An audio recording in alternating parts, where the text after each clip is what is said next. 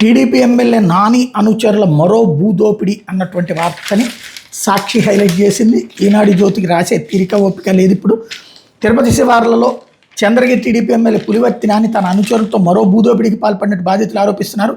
అవిలాల్లో ఇటీవల వృద్ధ దంపతులకు చెందిన 100 కోట్ల విలువైన భూమి కబ్జా ఘటన జరగగా ఇప్పుడు మరో భూదోపిడి బయటకు రావడం గమనార్హం.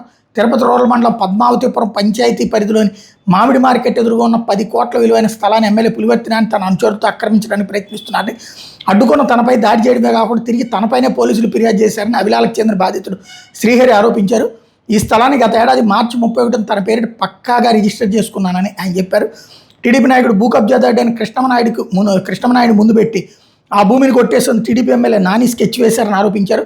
కృష్ణమనాయుడు ఆయన అనుచరులతో ఆదివారం నాడు ఆ భూమిలో పాగా వేశారని చెప్పారు. అక్కడ దౌర్జన్యంగా గదుల నిర్మాణానికి ఇసుక ఇతర సామాగ్రి తెచ్చారన్నారు.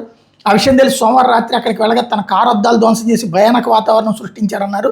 దాంతో మంగళవారం మీడియా ప్రతినిధులకు తన బాధను వివరించి అక్కడికి తీసుకెళ్లగా వాళ్ళ సమక్షంలోనే కర్రలతో దాడి చేసి రక్తం వచ్చేలా కొట్టారని తెలిపారు. చంద్రగిరి నియోజకవర్గం పరిధిలో విలువైన భూములు కాజేయడమే లక్ష్యంగా పెట్టుకున్న కృష్ణమనాయుడు ఆయనకి Chandragiri TDP MLA Pulivarthi Nani real estate పార్ట్నర్గా ఉన్నారని అధికారులు పోలీసులకు బహిరంగంగా చెబుతున్నట్టు శ్రీహరి ఆరోపించారు.